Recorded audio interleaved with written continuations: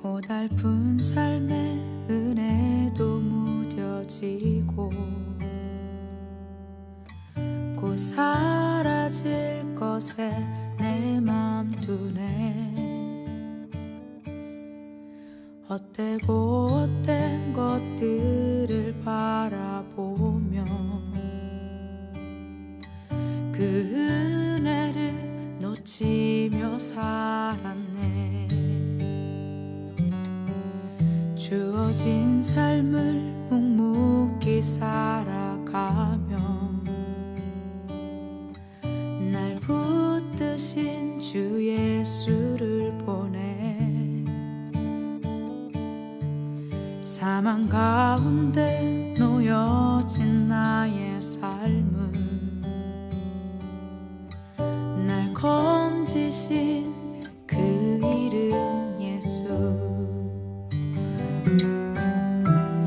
나의 한숨을 바꾸셨네.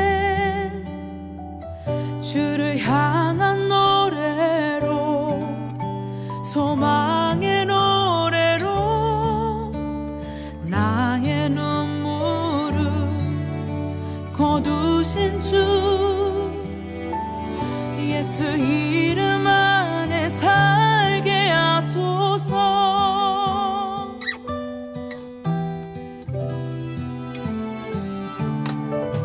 주어진 삶을 묵묵히 살아가며 날 붙드신 주 예수를 보내. 사망 가운데 놓여진 나의 삶을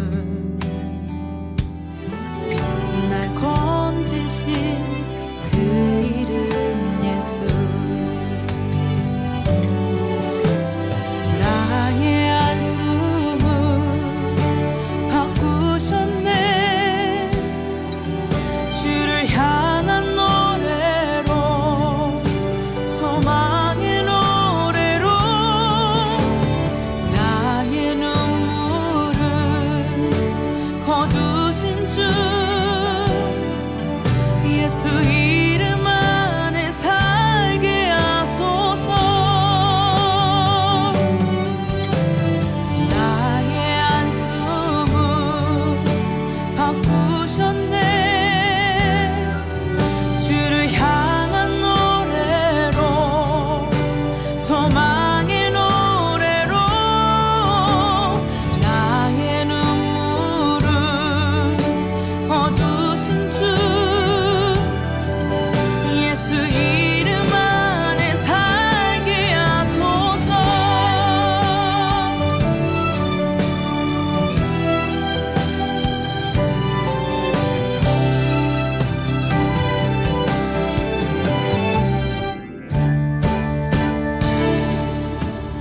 나의 한숨을 바꾸셨네.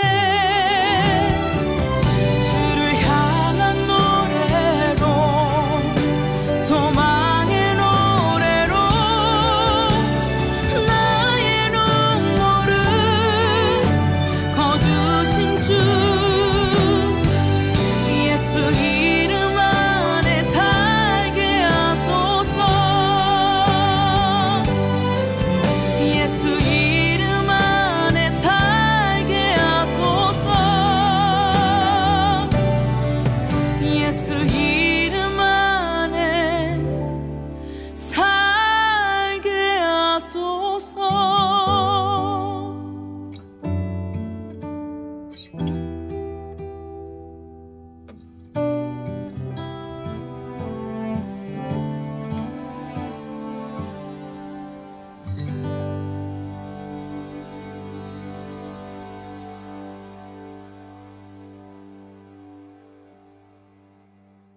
마태복음 5장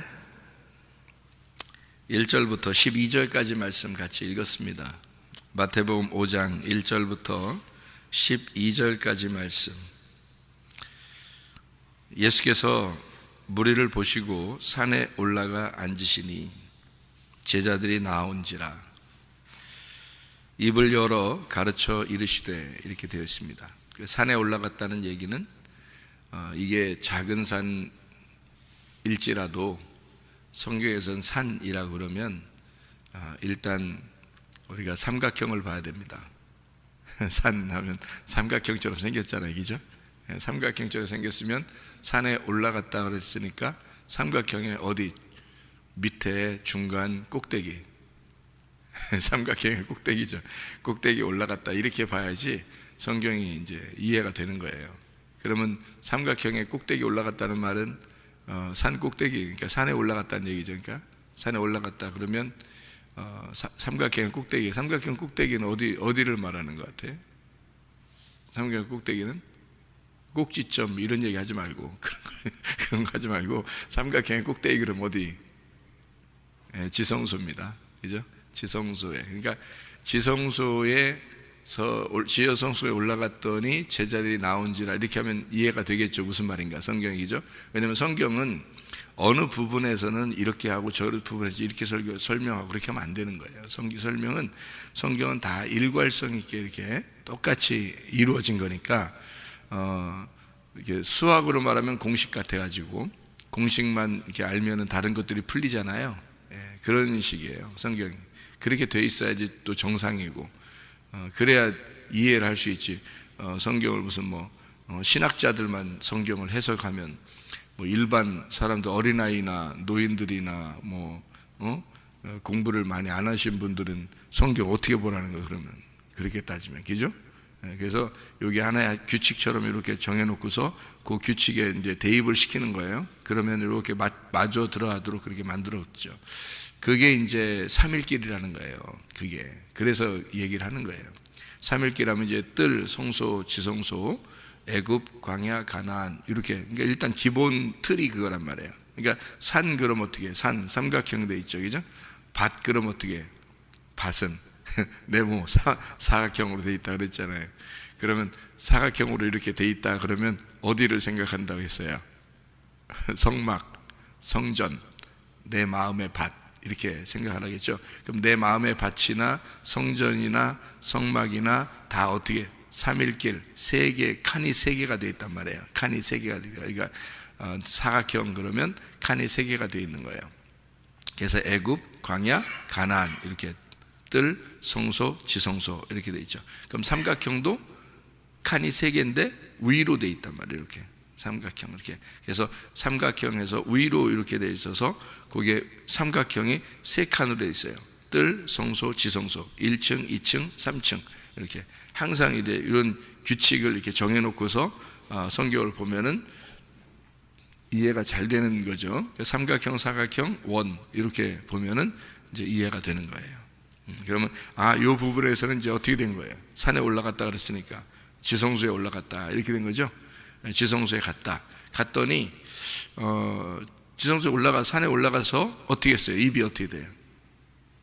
입이 열렸어. 아유, 입 열렸네. 그 사람 입 열렸네. 입 열리면 어떻게 돼요? 입 열리면 침 나와요? 이게 여기서 이제 예수님의 입이 열린 거잖아요. 우리 입이 열린 게 아니에요, 그죠? 예수님 입이 열렸잖아요. 그러니까 예수님 입이 열려서 침이 나오면 어떻게 돼요? 눈 뜨는 거예요. 그러니까 예수님이 왜 그 진흙을 이겨가지고 침을 발라서 이렇게 눈에 딱 붙이잖아요. 예수님의 입에서 나오는 거잖아요, 침이. 그죠? 그러니까 이게 우리들 입에서 침 나오면 어떻게 해요? 더럽죠?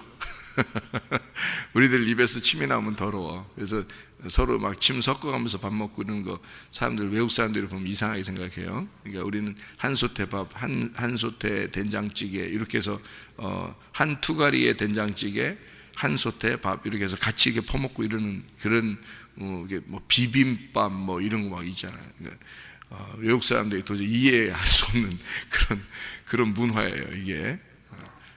막 숟가락 이렇게 쪽쪽 빨고서 다시 같이 집어넣고 또 같이 먹고 또 숟가락 쪽쪽 빨고서 또 같이 집어넣고. 이게 옛날에는 그런 게 있었는데 요즘에는 그렇게 잘 안 해요.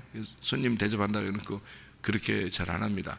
그래서 다 요즘에는 손님 대접할 때 다 어떻게 해요? 앞접시 하나씩 뒷접시가 아니고 앞접시를 하나씩 줘서 하나씩 들고서 이렇게 떠서 먹어라. 지금 요즘은 다 그렇게 하지, 그죠? 그러니까 이게 문화가 달라졌어요. 외국 문화처럼 달라졌어요. 이게 좋지 않은 문화입니다. 사실 문화적으로는 좋지 않은 건데 위생적으로는 좋은 거죠. 위생적으로는 분명히 위생적으로는 좋은데 문화적으로는 좋은 문화가 아니에요. 한국 문화는 원래 그런 게 아닙니다. 그리고 어디 식당에 가면 한국 사람들은 어떻게 해요? 싸우죠. 식당 가면 싸웁니다. 카운터 앞에서 싸워요. 왜 싸워요? 돈 낸다고, 서로 돈 낸다고. 한국 사람들은 서로 돈 낸다고. 미국 사람들 이해하겠어 못하겠어요? 이해 도저히 못해요. 그래서 그거 보면 진짜 싸우는 줄 알아요. 근데 나중에 알고 보면 이 싸우는 게 장난이 아니야. 이건 싸움도 아니야. 이건 엄청난 사랑이 들어가 있는 거예요. 거기에, 그죠? 그러니까 카운터 앞에서 싸우는 건 이거는 엄청난 사랑이 들어가는 거예요. 이게 미국 사람들이 도저히 이해할 수 없는 그런 얘기거든요. 어제 그저께도 우리 그 학생들하고 같이 캠프 갔다가 오는데 이제 식당에 들려서 식사를 하는데요.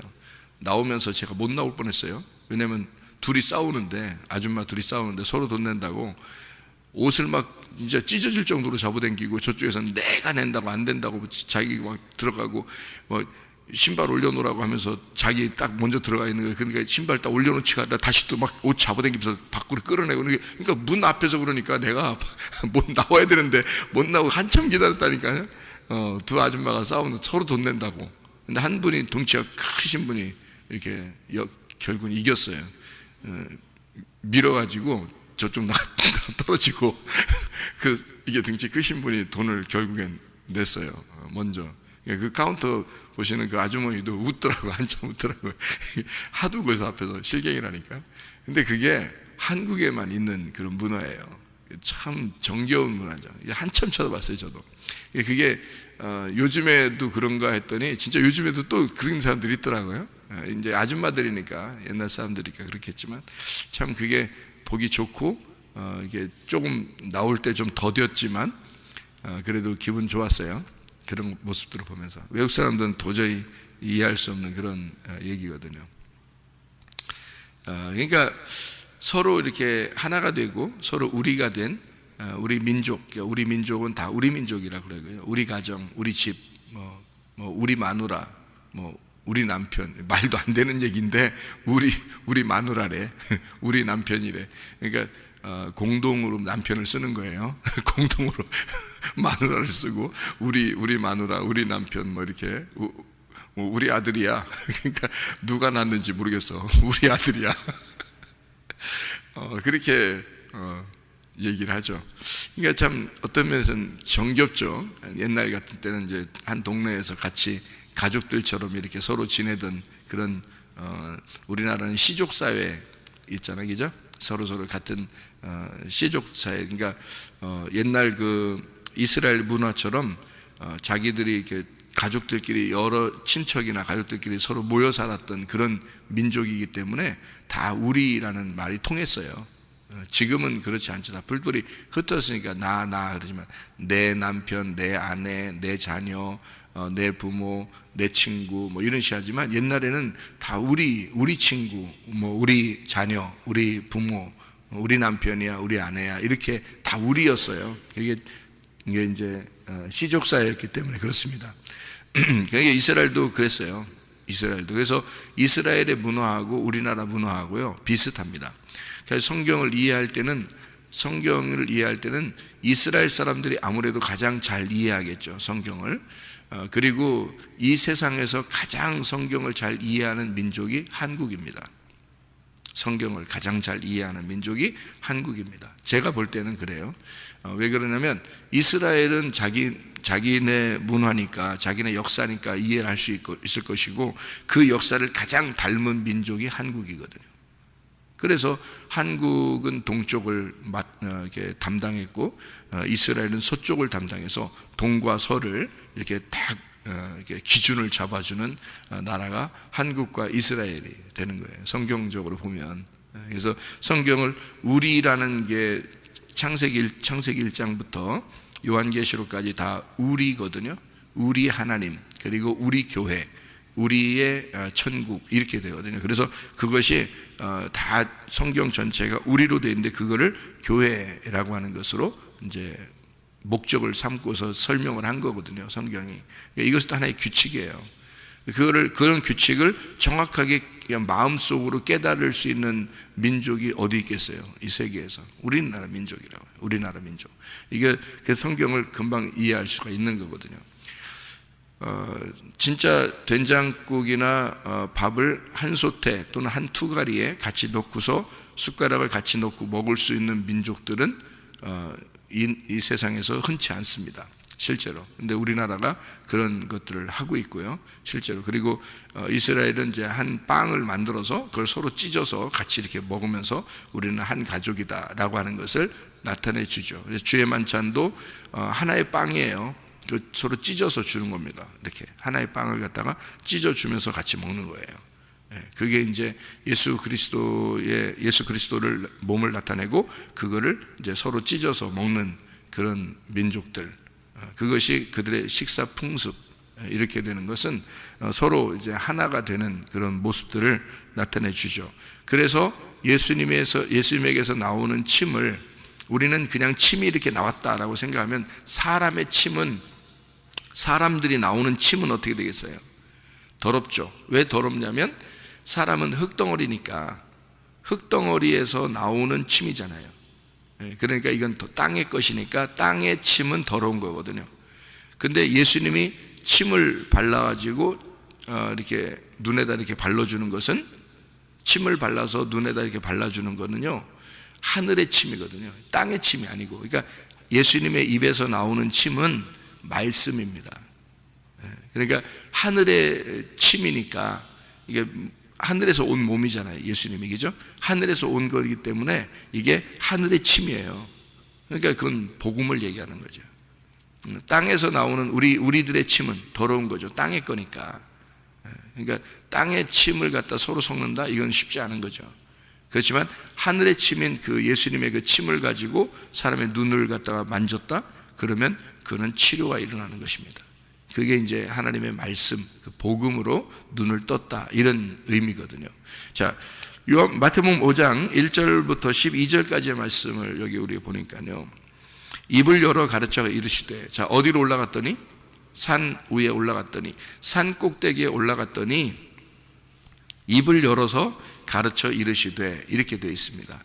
그러니까 입이 열렸다는 말은 자 산 꼭대기에 올라갔다는 말은 이제 뭘로 의미한다고요? 지성소에 갔다고. 지성소에 갔더니 뭐가 열렸다? 법궤가 열렸다 이 말입니다. 법궤가 누구니까? 예수님이니까. 그 법궤는 뭐가 들어있는 건데? 말씀, 십계명이 들어있죠. 그러니까 그 십계명이 들어있는 말씀은 누구 말씀? 하나님의 말씀이죠. 그러니까 하나님의 입이 열렸다 이 말이야. 하나님의 입이 열렸다. 그러면 입이 열리면 하늘의 입이 열렸다는 얘기죠. 그죠? 하늘이 열렸다는 얘기야. 그러니까 하늘이 찢기고 하늘의 문이 열렸다는 얘기야. 그게 이 말이잖아요. 그죠?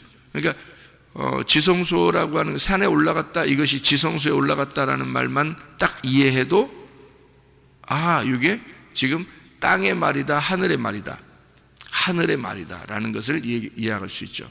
그러면 이게 사람들이 얘기하는 이 복에 대한 이 이야기가 지금 땅에서 있는 이야기를 얘기하려고 한 거예요? 하늘의 얘기를 하는 거예요? 하늘의 얘기가 지금 나오는 거예요. 그러니까 우리는 이걸 보면서 사람들은 자기가 어떻게 좀 이렇게 이런 생각들을 하는데 사실은 누구 말씀이냐면 하나님 말씀이고 하늘이 열려서 지성소에서 나오는 그 십계명을 설명해 주는 그 십계명이 열린 거죠. 그러니까 하늘의 뜻으로 열려버린 거예요. 그러니까 그게 이제 예수님만이 설명할 수 있는 그런 내용이고요. 하늘에서 내려온 설명이니까 땅의 설명이 아닌 거죠, 이건. 그러니까 나의 이야기가 아니라 예수님의 이야기였던 거예요. 그러니까 하늘의 문이 열렸다. 지성소가 열려서 거기에는 법궤가 열리고 그 입이 열려서 그 하나님 말씀이 하늘에 있는 말씀이 내려왔다 그 말이에요. 자, 그렇게 하늘의 말씀 이제 여기까지만 이해하면은 이 말씀이 이제 우리 말이 아니라 하나님의 말씀이니까 이게 예수님에 대한 이야기니까 요 이야기가 이제 뭔가 의미가 있겠죠, 그죠? 그런 의미를 가지고 성경을 이렇게 심령이 가난한 자는 복이 있나니 천국이 저희 것이며, 먼저 내 이야기가 아니라 주님의 이야기를 얘기하는 거죠. 그러니까 처음부터 시작을 해서 뭐부터 시작을 하냐면 심령이 가난한 자는 복이 있나니 천국이 저희 것이며 라고 되어 있습니다. 그러면 심령이라는 게 뭐라고 여기서는요? 영입니다. 영, 푸뉴마, 영. 영이라는 것이 가난한 자라는 게 푸토코스라는 단어인데요. 이게 그게 영이 가난하다는 얘기예요. 그러니까 영이, 푸토코스는 거지를 말할 때 그렇게 쓰거든요. 거지. 그러니까 영이 거지가 되었다 이 말이에요. 영이 거지가 됐다. 그 말은 무슨 의미예요? 영이 거지가 됐다. 그 말은 영이 거지가 됐다. 영은 우리가 뭐라고 그래요? 말이라고도 하죠.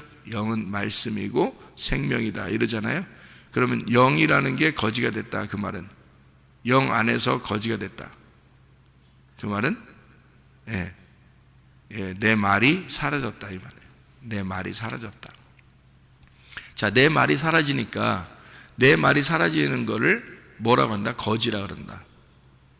그러니까 영이 사라졌다, 내 말이 사라졌다 이 말이에요. 그러면 내 말이 사라졌으니까 자, 할 말 있어 없어요? 할 말 없다. 그러니까 내가 할 말이 없는 사람, 이게 이제 시작인 거예요. 사람이 뭔가 할 말이 있으면요,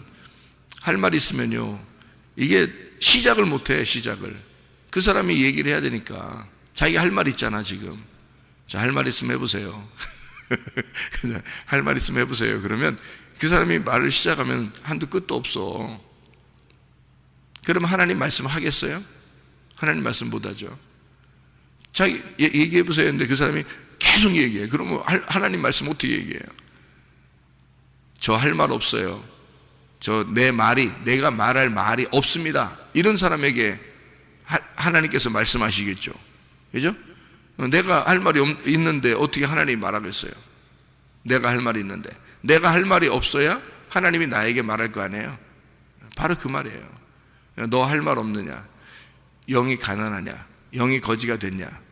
너 영이 뭔가 부족하냐? 너 영이 할 말이 없느냐? 그러면 천국 줄게 그 말입니다. 천국이 너희 것이다. 그 천국은 누구예요? 예수님입니다. 천국이 뭐예요? 그러면 뭐예요? 그러면 누구예요? 그러면 예수님. 이렇게 하면 딱 맞죠, 그죠? 천국이 예수님. 그러니까 어떤 사람에게 예수님이 온다? 할 말 없는 사람에게 예수님이 온다 이 말이에요. 할 말 없는 사람에게, 영이 거지된 사람에게, 그러니까 자기 말을 다 빼버린 사람에게 천국이라는 예수님이 오겠다 그 말입니다. 그래야 말이 시작되죠, 그죠? 왜냐하면 그렇게 시작을 안 하면은 할 말이 많아서, 사람들이 할 말이 많으니까 예수님이 입을 못 열어, 그죠? 예수님이 입을 열었을 때는 사람들이 어떻게 해야 돼? 할 말이 없어야 돼. 자, 하나님 말씀이 여러분에게 증거될 때는 여러분에게는 할 말이 없어야 돼. 그래야 주님이 말씀하실 거 아니에요, 그죠? 그러니까 하늘 문이 열렸다는 것은 내 말이 사라졌다는 말이에요. 반대로 말하면, 그죠? 하늘 문이 열렸다 그 말은, 예수님의 입이 열려서 가르쳤다는 말은 내 입을 봉했다. 내가 문이 닫혔다. 그러니까 예수님의 입이 열렸다. 내가 심령이 가난해졌다. 내 말이 없어졌다. 나는 할 말이 없는 자가 되었다 그 말이죠. 무슨 말인지 알겠죠? 그런 사람에게만 천국, 그 사람에게만 천국. 지금 천국이 어디에 있어요? 지금 예수님이 산꼭대기에. 산꼭대기는 뭐라고요? 지성소. 그 사람에게만 지성소가 열린다 그 말이에요. 그 사람에게만 지성소가 열린다. 그래서 예수님 만났던 바울이 자기 할 말을 다 잃어버렸을 때, 그때 예수님께서 자기의 그 문을 열어 3층 천을 보여주는 거예요. 그게 지성소예요. 그러니까 지성소의 문이 열려. 그러니까 참 하나님 말씀이 이렇게, 저는 그래요. 하나님 말씀이 이렇게 참 알려주시면요, 기뻐요. 밥 먹는 것보다 더 행복해요. 진짜 다른 모든 거 하는 것보다 더 행복해. 그래서 오늘 하나님 말씀 정말 어떤 거 하나님 말씀을 주실까 그런 생각을 해요. 너무너무 행복하니까, 그 말씀이 너무 좋으니까. 그런데 사람들이 그렇게 할까? 이게 생각이 들어요. 근데 뭐 이렇게 해야 그런 사람들만 천국 간다는 말이 아니라 그 말씀을 듣고 그 말씀을 또 사모하는 사람들도 주님을 사모하는 사람들이고 주님을 사랑하는 사람들이니까 그런 사람들도 같이 천국을 누릴 수 있겠죠. 그러니까 천국이 온다는 것은 내 말이 사라져야, 내가 할 말이 없어져야 천국이 임하는 거다. 그거부터 시작을 해요. 천국이 임해야, 다시 말하면 지성소의 문이 열리고 법궤 뚜껑이 열려야 말씀을 깨닫게 돼서 그 뒤에 있는 내용들을 이해할 수가 있다는 말입니다. 그래야 문이 열리는 거예요. 열려서 이제 그 앞에 길을 가는 거거든요. 그래서 그 다음 이야기가 애통하는 자가 나오는 거예요. 심령이 가난한 자 복이 있는데 천국이 저희 것이며, 그 다음에 바로 이어서 애통하는 자 나오는 거예요. 왜 천국이 임했는데 왜 애통하는 게 나오나요? 애통하는 거. 여기서 애통한다는 건요, 이렇게 겉으로 슬퍼하는 게 아니잖아요. 속으로 슬퍼하는 거거든요. 속으로 슬퍼한다는 말은 누구에 대한 애통이에요? 밖으로 슬픈 게 아니잖아요. 지금 속으로 슬픈 거잖아요. 애통이라는 게, 그죠? 그러면은 누구에 대한 애통이에요? 자기 자신을 돌아보는 애통이에요. 자기를 발견하는 애통이란 말이에요. 이게 그런 사람들이 위로를 받는다는 거예요. 그래서 이 애통이라는 그 단어가 펜데오라는 단어를 썼습니다. 이 펜데오라는 단어가 뭐에서 나온, 펜도스에서 나오는데 이 슬픔, 고통이거든요. 그런데 파스코에서 나온 단어예요. 그러니까 파스코가 어떤 의미냐면 6월절이거든요. 그러니까 6월절의 애통이에요. 다시 말하면 예수 그리스도가 나 때문에 죽으셨구나라는 것을 내 마음속 깊이 깨닫는 사람입니다.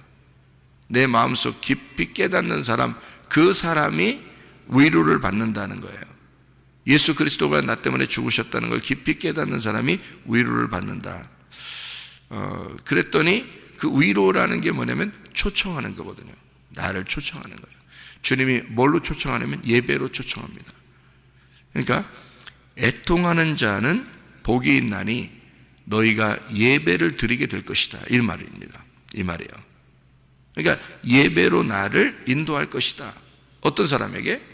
애통이 있는 사람에게. 어떤 거? 6월절 어린 양의 피에 같이 젖은 사람이, 예수 그리스도를 깨달은 사람이 예배에 합격이 될 것이다.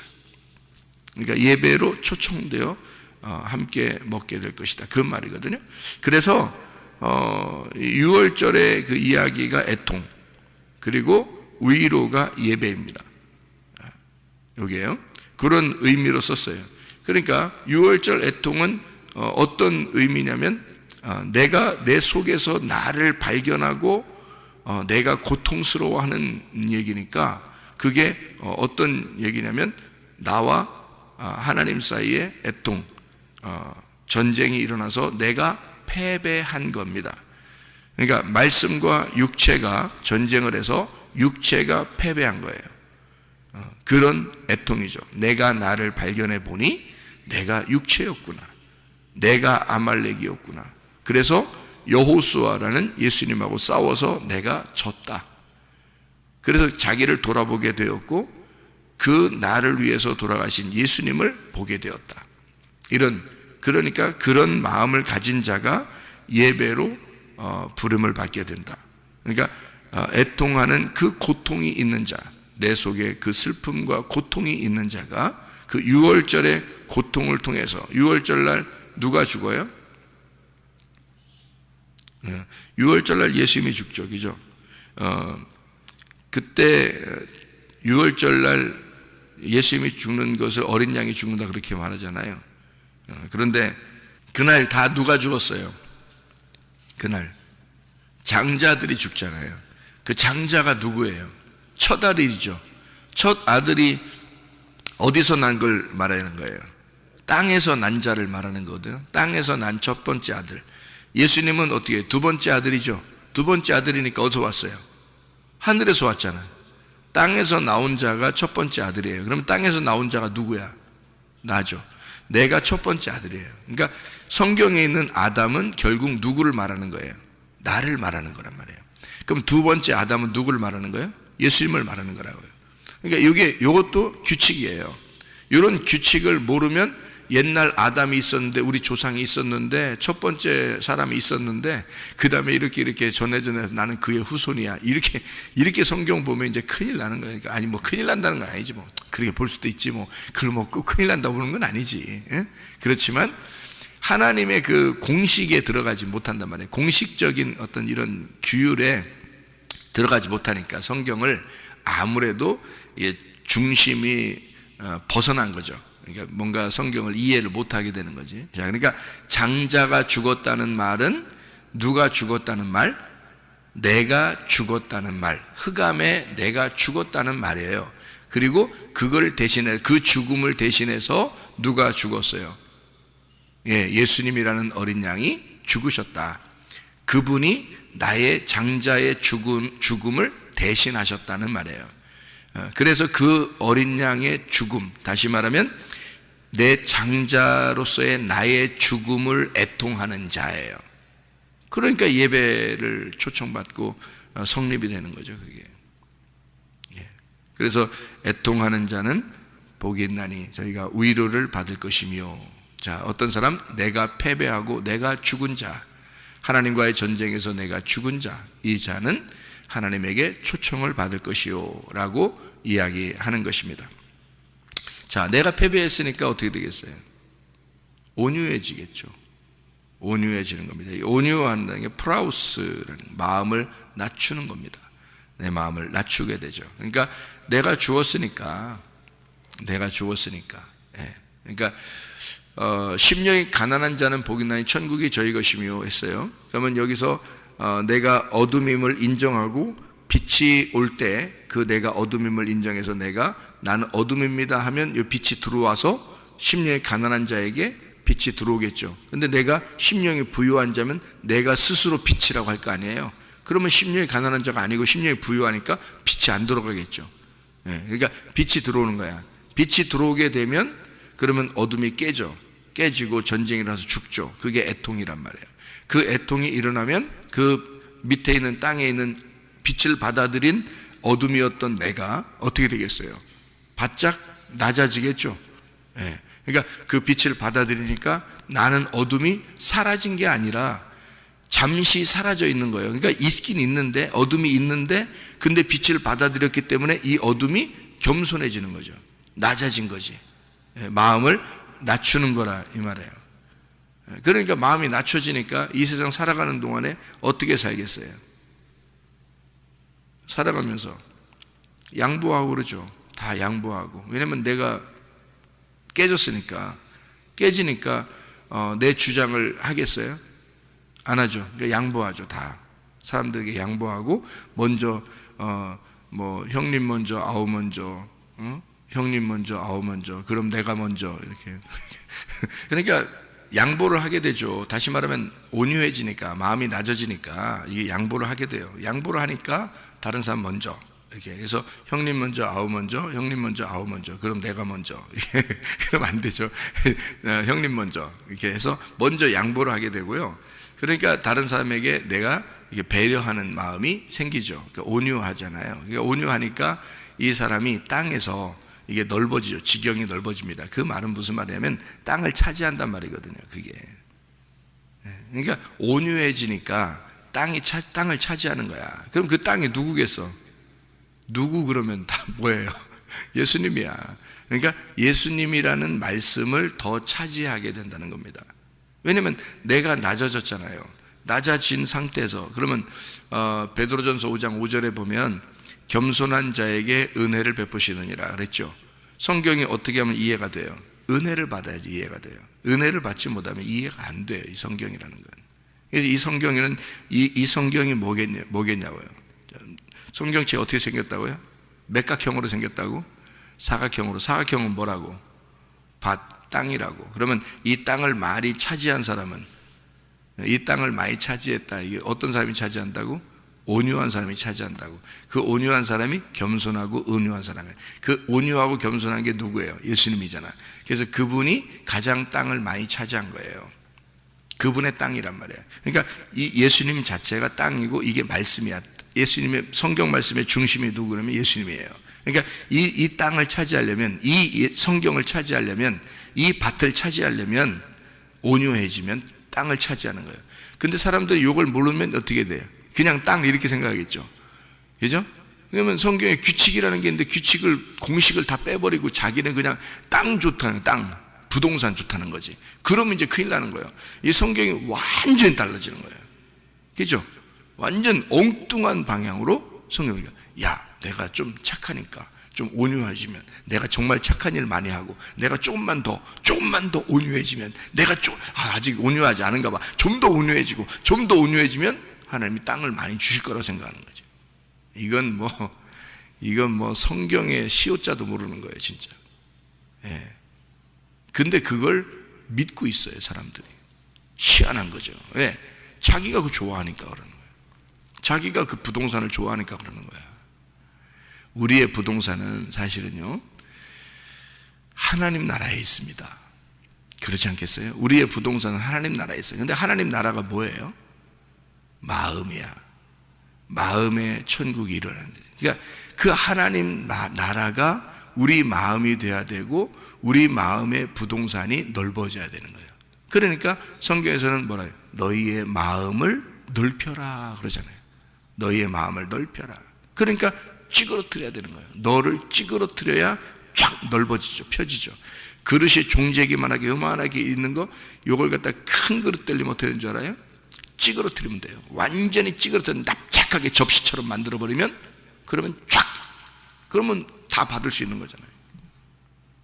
그런데 이게 종재기처럼 되면요, 이게 오목하게 이렇게 되면 그만큼만 딱 담게 돼 있어요. 요걸 갖다 싹 피는 거예요. 확 쳐가지고 찌그러뜨려 버리는 거예요, 완전히. 그래서 쫙 펴버리면요, 넓어지는 거예요. 그러니까 마음을 넓혀라 하는 게 그 천국을 받는, 땅을 소유해라 그 말이에요. 그리스도라는 땅을 네가 많이 소유. 어떤 사람이? 온유한 사람이. 온유한 사람에게 복이 있다. 이 사람 마음을 낮추는 자. 땅을 차지하게 된다. 그리스도를 차지하게 되는데, 그 그리스도가 어디에 있어요? 말씀에 있어. 그 말씀을 네가 차지하게 될 것이다. 너 그거 이해하게 될 거야. 이게 무슨 말인지 너희들 이해하게 될 거야. 이제 그런, 이게 온유한. 그래서 주님이 내가 온유하고 겸손하니 내게 와서 배워라 그러잖아요. 주님이 마태복음 11장에, 그죠? 자기 온유하고 겸손하여, 내가 그런 사람이니까 너희들 수고하고 무거운 짐진 자들아 다 내게로 와라. 내가 너희를 쉬게 할 것이다. 나는 마음이 온유하고 겸손하니. 그러니까 이 세상에서 가장 온유하고 겸손하신 분이 자기 목숨까지 내어주시는 예수님이에요. 그러니까 그분이 목숨까지 내어주시니까 뭘 차지했어요? 땅을 차지한 거야. 온유하신 분이 예수님이니까 땅을 차지한 거야. 땅이 뭔데? 땅이 뭔데? 나. 그러니까 주님이 나를 차지하신 거란 말이에요. 그러니까 가장 많이 나를 차지하신 분이 누구예요? 예수님이에요. 우리들을 모두 이 땅을 다 차지하신 분이 예수님이에요. 자기는 죽기까지 이 땅을 받아들인 거잖아요. 그죠? 그러니까 너희가 그런 온유한 자가 된다면, 이 말이잖아요. 그죠? 너희가 온유한 자가 되면 땅이라는 그리스도를 네가 차지하게 될 거야. 자, 어떤 말하고 비슷해요? 너희가 내 안에 거하고 내 말이 너희 안에 거하면, 이런 거죠. 자, 예수님이 자기가 온유해지니까 어떻게 돼요? 너희가 내 안에 거하고 나를 받아들였죠? 예수님이. 그러면 너희가, 또 내 말이 너희 안에 들어가야 되잖아요. 그럼 너희 안에 들어가려면 어떻게? 너희가 온유해져야죠. 온유해지면 내 땅이 네 안에 들어가서 차지하게 될 거라는 거지. 땅을 차지한다 이거야. 그리스도가 네 안에 들어가, 네 말씀이, 내 말이 너희 안에 들어갈 거야. 그러면 둘 다 온유한 자가 됐죠. 그러면 둘 다 천국인 거야. 그죠? 그러면 이제 땅을 다 차지한 거죠. 땅이 여러분 하늘나라 올라가면요, 하늘나라 올라가잖아요. 바다가 있을까 없을까? 바다가. 성경에는 없어요. 성경인 요한계시록에 뭐래요? 하늘나라의 천국은 새 예루살렘에는 바다가 없다로 나와요. 바다가 없다. 그러면 왜 바다가 없다 그래? 진짜 바다 없는 줄 알아. 아니 또 바다 있으면 뭐 할 거고 없으면 뭐 할겨? 영혼들이 말이야. 우린 다 영혼들이 될 텐데 바다가 있으면 뭐 하고 없으면 뭐 할겨? 그렇잖아요? 그러니까 규칙을 모르니까 다 엉뚱한 짓을 하는 거예요. 자, 바다가 없다는 말은 어떻게 됐다는 말이야? 바다에서 땅으로 올라왔다는 얘기지. 바다에서 땅으로 올라온 거야. 바다에서 땅으로 올라온 이야기가 있어. 창세기 1장에 밑에 물이 떨어지고 땅이 다 덮였다가 바다 물이 쭉 빠지면서 땅이 이렇게 하나 올라오죠. 그게 에덴 동산이 되는 거야. 그죠? 그럼 그 에덴 동산이 교회고 이 세상이라는 바다에 딱 올라온, 땅에 올라온 곳이 지금 교회야. 그리고 이것이 하늘나라 올라가니까 바다가 있어 없어? 없어. 그 땅만 있어. 그게 교회란 말이야. 하늘나라 교회. 그래서 하늘나라 새 예루살렘에는 바다가 없다 이렇게 나오는 거예요. 바다에서 올라왔으니까 그 얘기를 하는 거란 말이에요. 그러니까 한마디로 말하면 애굽, 광야, 가나안, 뜰, 성소, 지성소라는 성막이 바다라는 세상에서 올라왔단 말이에요. 이렇게 올라와. 그게 교회를 말하는 거예요. 그게 규칙이야. 성경에 딱 정해진 규칙이에요. 그러니까 이런 거를 공식을 알면 성경이 어렵지 않은 거지. 신학교 공부 안 해도 어렵지 않은 거야. 근데 신학교 공부해도 어려워. 내가 신학교 공부를 했잖아요. 몇 개씩이나 신학교 공부를 했잖아. 지금 전화 오신 선교사님 제가 가르치신 분이에요. 대학원 때. 대학원 학생이었어요. 제가 점수 잘 줬어요. 제가 그때가 30대예요. 30대에 대학원 교수였어요. 그러니까 점수를 뭐 잘 줬죠. A. 왜? 잘하니까. 나한테 잘하니까. 그러니까 점수 잘 주는 거지 뭐. 그냥 내 가방 자꾸 들어주니까.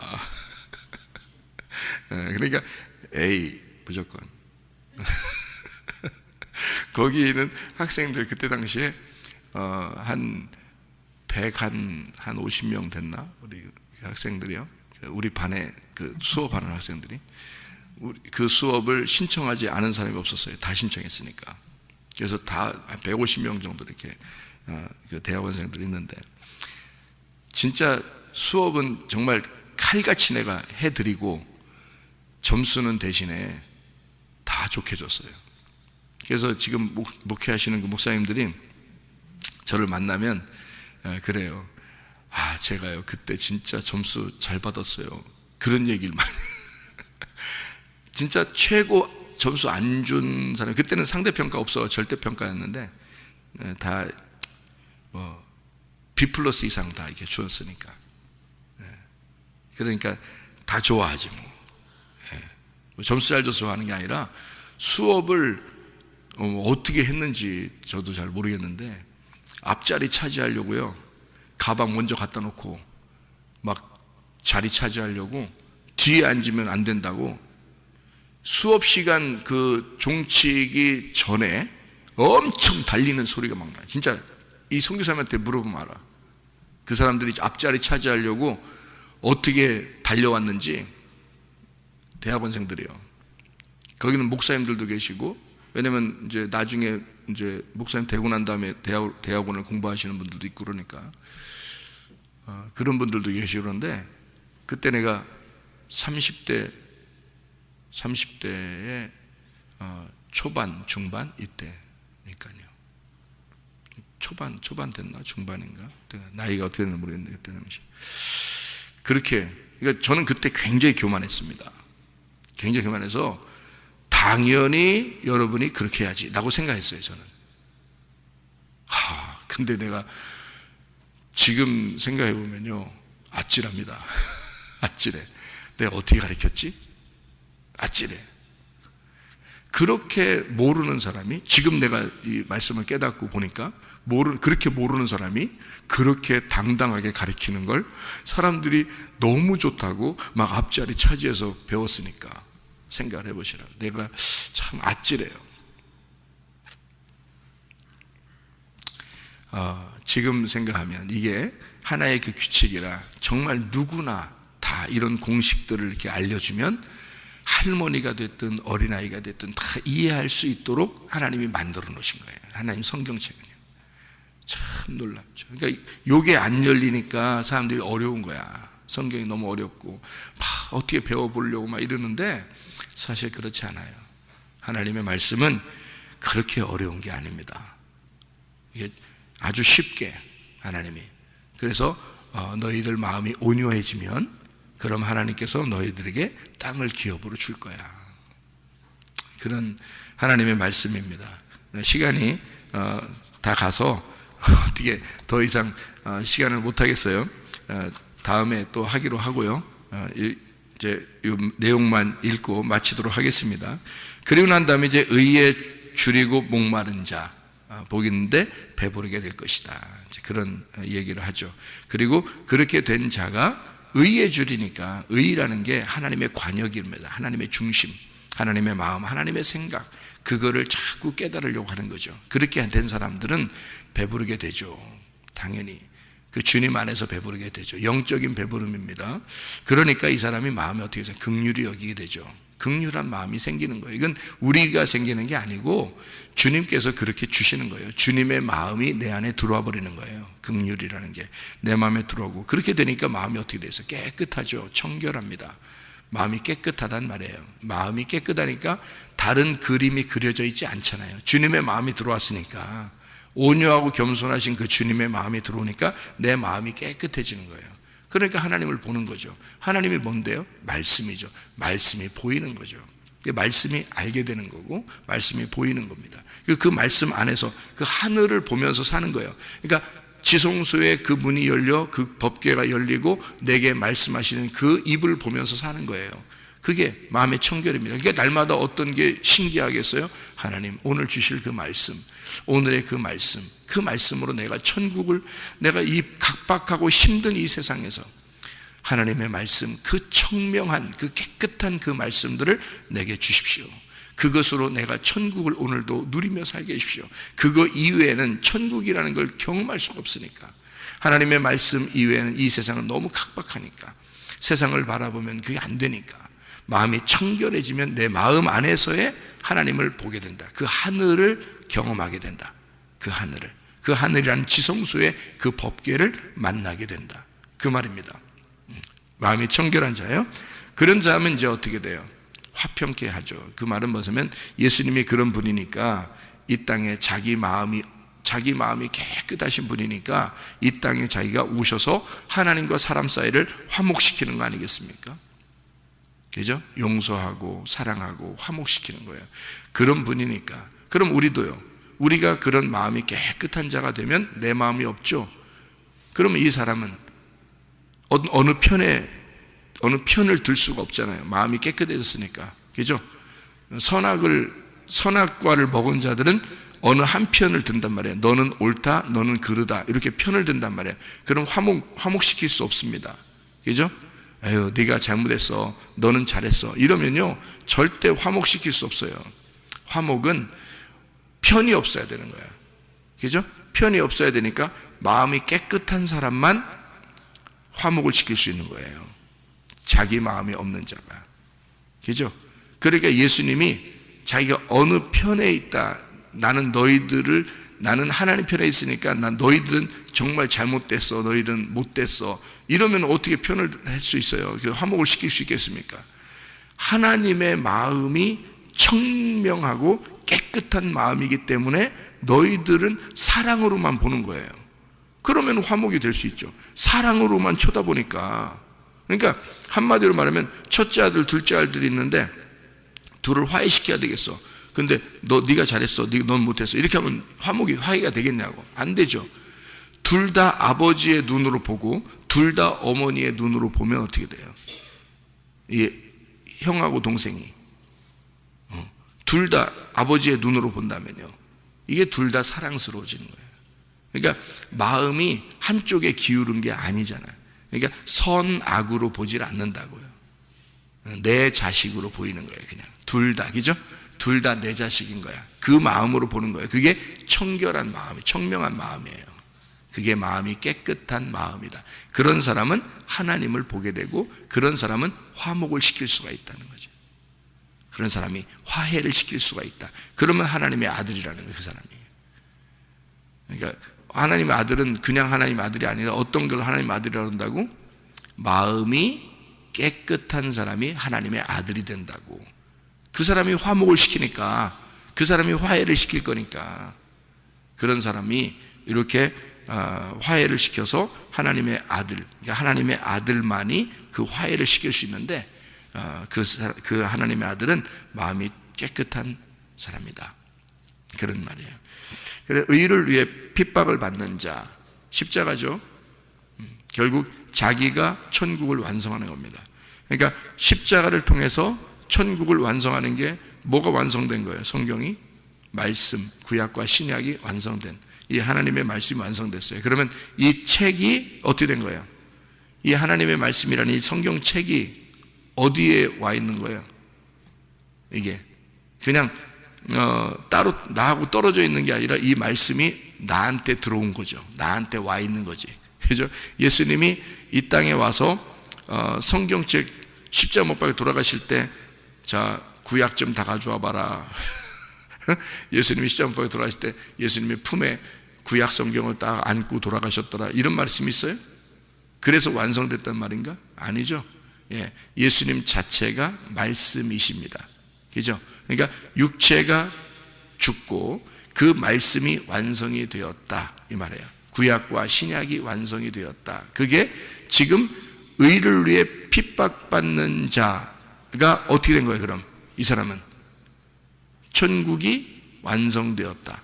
자, 그 말은 여러분과 제가 그렇게 하나님의 아들이 되어서 의를 위해 핍박을 받는 자가 되면, 십자가를 네가 지게 된다면, 자, 십자가 지고 주님 따라가야 되니까, 주님도 그렇게 십자가 지셨으니까 우리가 십자가를 지고 따라간다면 어떻게 될까요?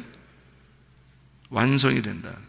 천국이라는 게 완성이 된다. 그 말은 너 이제 책 들고 다니는 게 아니라, 성경책 들고 다니는 게 아니라 성경책이 네 속에서 완성이 될 거야, 그 말이에요.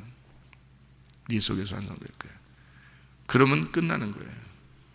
그러면 누가 뭐라고 해도, 어떻게? 누가 그리스도를 위해서 너를 욕하고 거짓으로 너희를 거스리고 그런다 할지라도 천국이 너희 것이고 하늘에서 상이 너에게 클 것이다. 이렇게 되는 것입니다. 그러니까 이 땅의 사람을 얘기하는 게 아니라 하늘의 사람을 이 복으로 설명해서, 진짜 행복한 사람은 하늘의 사람이다 라고 하는 것을 우리에게 설명해 주는 그런 장면입니다. 여러분에게도 마음이 깨끗하고 또 하나님의 입이 열려 여러분 마음속에서 하나님 말씀이 깨달아지고 그 천국이 여러분 속에서 완성될 수 있도록 여러분이 기도하시고, 그리고 그 주님과 동행하다가 주님 만나시기를 바랍니다. 아멘. 기도하겠습니다.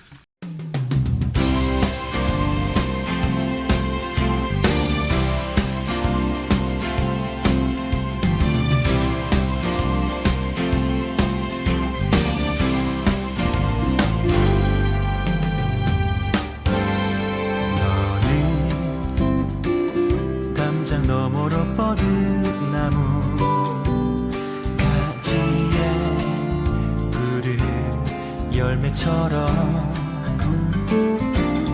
하나님의 귀한 축복이 삶에 가득히 넘쳐날 거야.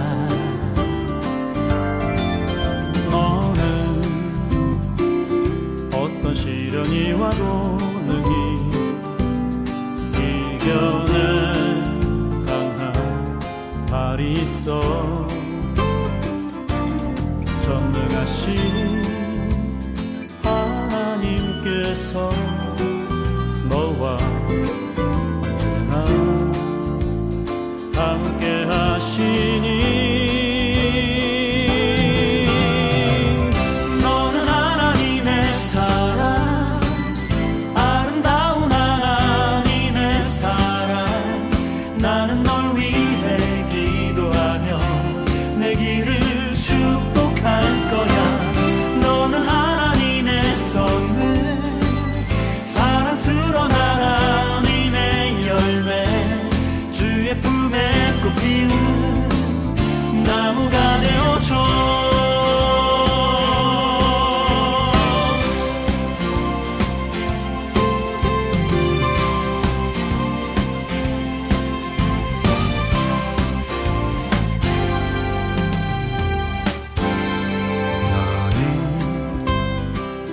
담장 너머로 뻗은 나무 가지에 푸른 열매처럼